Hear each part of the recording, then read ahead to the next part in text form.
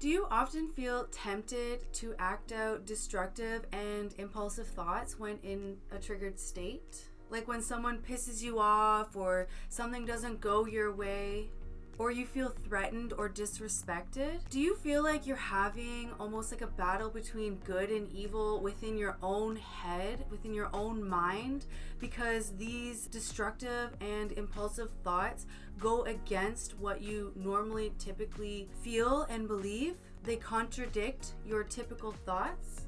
If so, then this video is something that you may benefit from. I too have experienced these feelings, and I've learned some things through those experiences that can help save you from feeling guilt, shame, embarrassment, regret later on after acting out on these impulsive and destructive thoughts against your better judgment.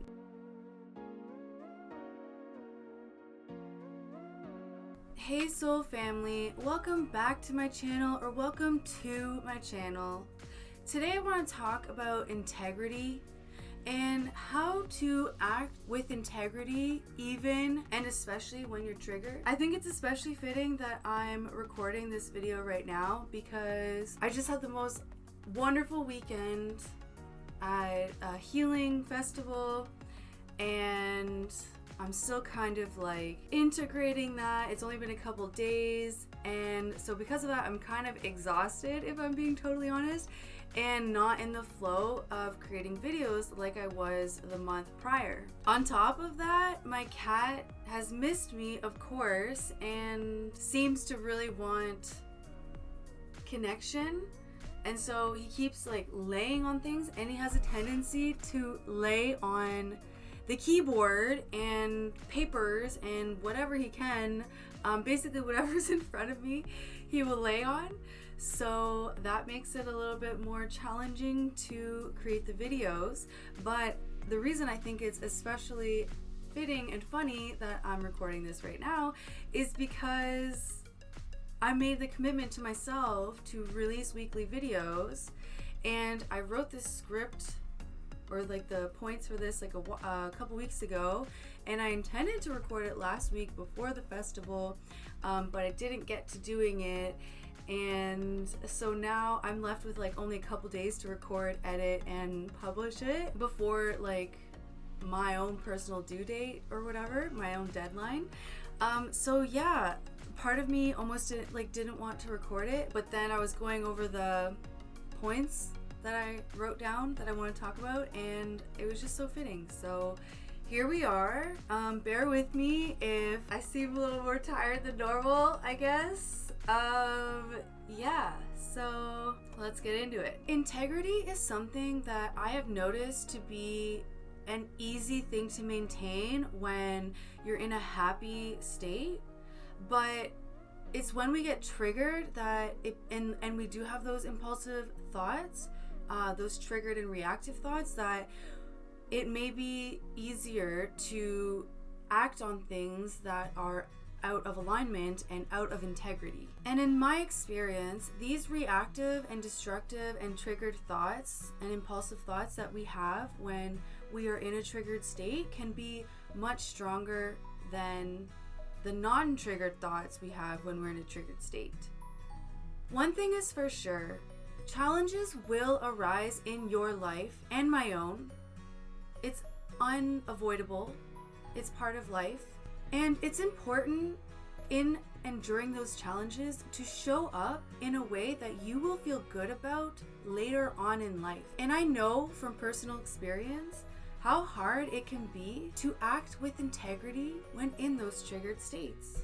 I had some recent experience with this, and so I just wanted to share with you the tools that I use to help me to act in integrity and to not act out those impulsive thoughts that may have popped into my head during some triggered moments. We all have thoughts, and it's okay to have like negative thoughts. Do we want to stay there? Probably not, but that doesn't mean you're a bad person for having thoughts. The difference between having a negative or reactive thought and being a bad person, or like a person that is out of integrity, out of alignment, is the action. is do we act on those thoughts, or do we reflect on those thoughts and what those thoughts are trying to show us, what they're trying to teach us about ourselves? Because it always has something to do with ourselves and not the other person.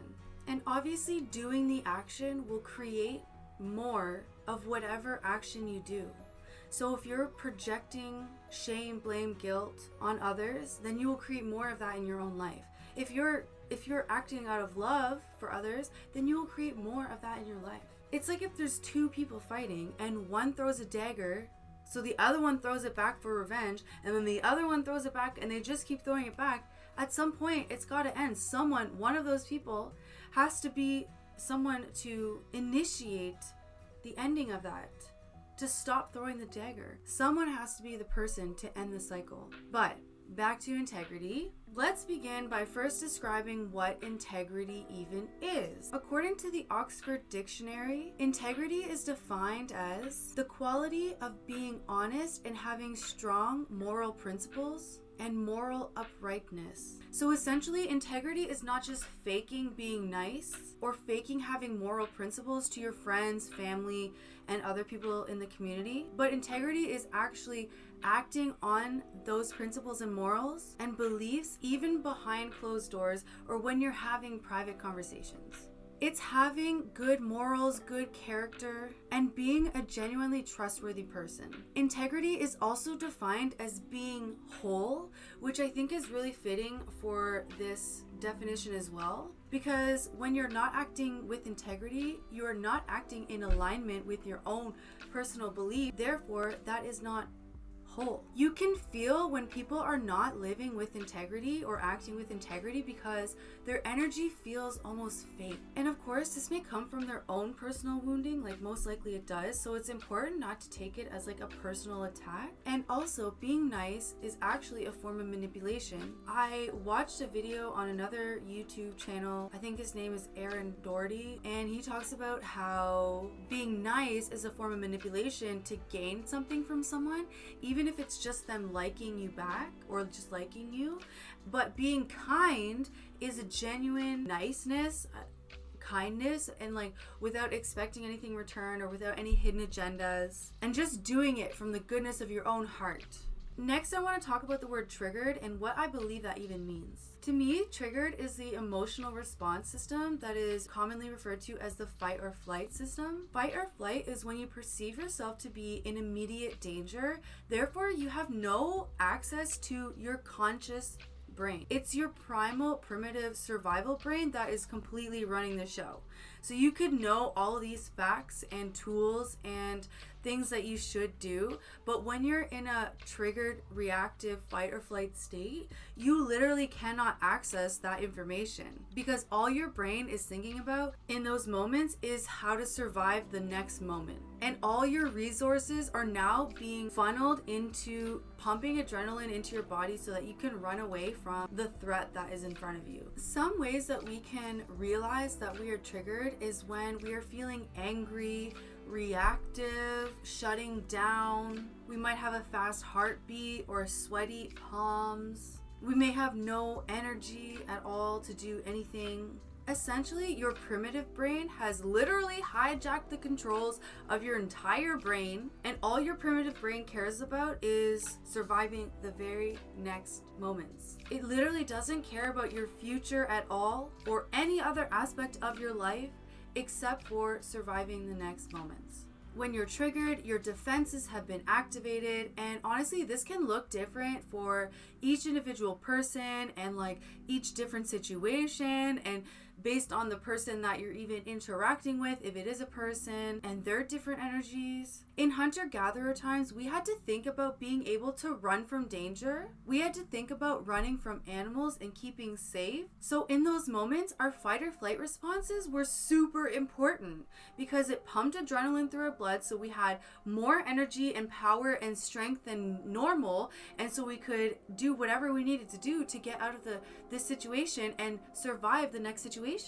These days, the danger is now coming from our own heads, and it's not so easily escaped. And unfortunately, pumping our blood with adrenaline is not necessarily the answer anymore, and especially when it's over a prolonged period of time. We are social creatures and we are designed to be in community with each other. Combine that with people who have grown up with relational trauma, be it with their parents, caregivers, or other members of society. And now people are often mistaking other people's behavior as a sign of threat to their own survival and a threat of being cast out of the group, being rejected from the group. This can feel like an immediate threat because during the hunter-gatherer times, this was an immediate threat. You likely could not survive on your own.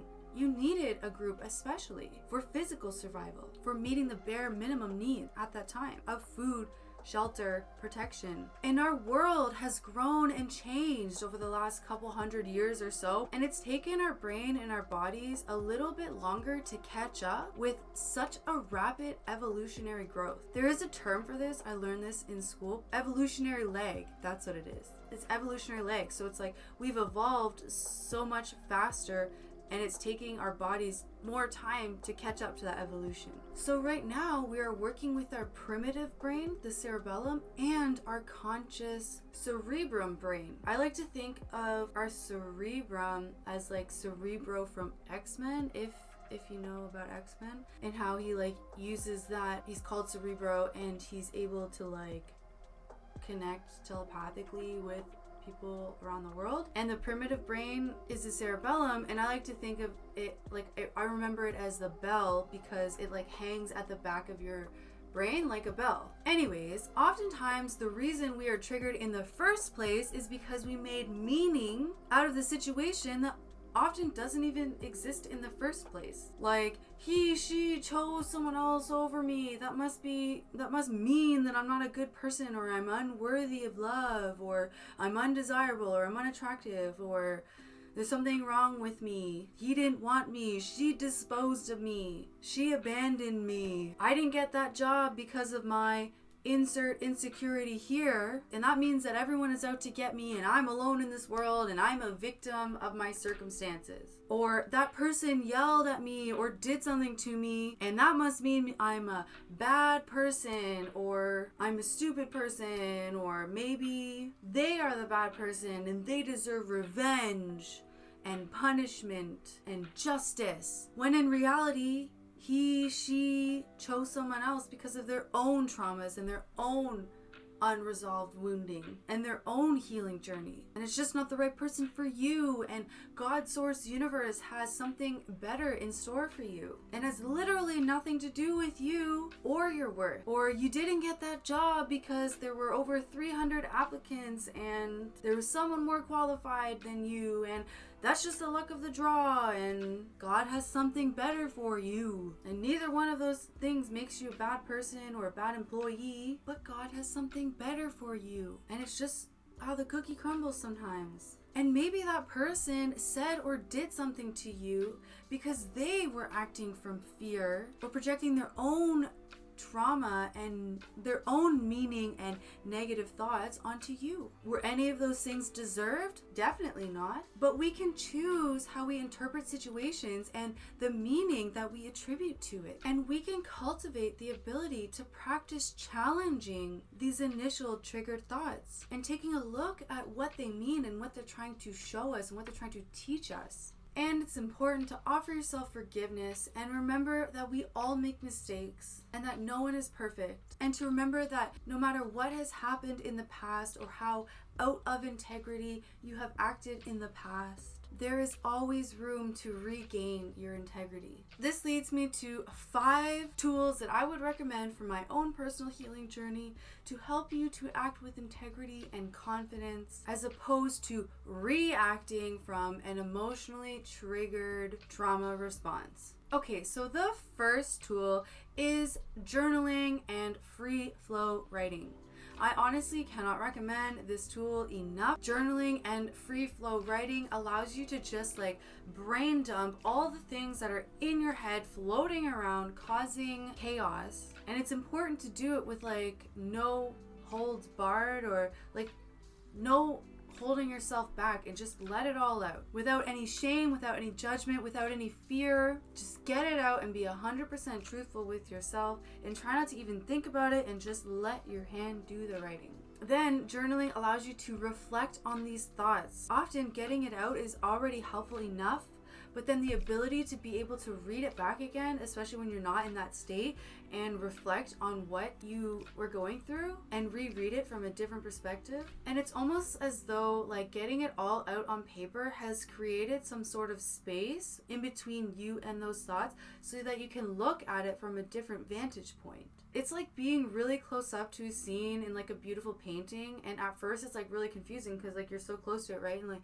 it's like you can't really see, but once you take a step back you can see the whole picture or a bigger picture. And oftentimes these thoughts just like want time to be heard and seen and cared for and not judged and shamed. The second tool I wanted to talk about is video journaling. Kind of a similar thing as writing, but sometimes when you're just not in a space to actually write it out and you just want to like say it out, but you don't want to project it onto any of your friends or loved ones. I have this app. It's similar to Snapchat, I've been told, but I don't use Snapchat, so I don't really know. And it's called Marco Polo. But basically you can send videos to your friends, like really long. I've sent like up to 20-minute long videos to my friends.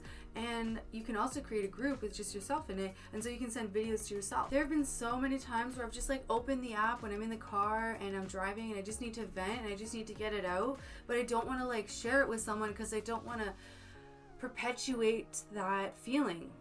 And sometimes I just need to get it out and it doesn't actually mean anything. I just need to get it out. And there have even been times when I've watched it back afterwards and it's almost like I'm there with myself while I'm processing it, and I can see myself from a different perspective, and it's almost like observing and comforting a friend. And the third tool that I have here is listening to empowering music with good lyrics, positive lyrics, uplifting lyrics. I remember one time I had gotten an email from my university. I don't even remember what it was about, but I just remember being so angry about it. And under the anger, I was feeling like unsafe and unsupported and like crossing boundaries and feeling unfair. And it's funny that I remember like how clearly I felt about it, but not the actual context of the email.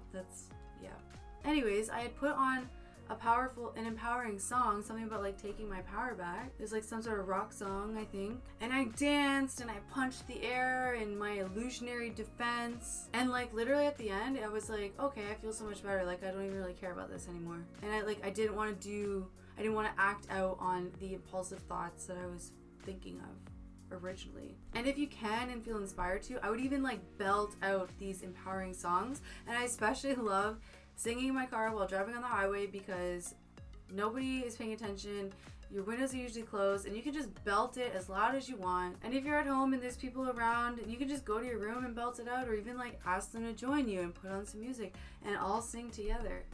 The fourth tool I have is to channel that anger and frustration and destructive energy into creating something, into anything creative. Channeling my anger, sadness, frustration, triggers, and emotional pain into anything art has been very helpful and healing. Even just drawing what I'm feeling, even if it's just shapes or colors, or like scribbling if I'm super angry and I just like scribble, making jewelry, cooking food, editing videos, learning new things. And I don't think the definition of being creative is restricted to drawing or painting or things like that, or crafts. While those things are fun, and I personally love all those things and crafts, being creative to me is whatever you want to create. Whatever that looks like to you. Maybe it's building cars. Maybe it's learning a new hobby or taking action steps towards that new goal.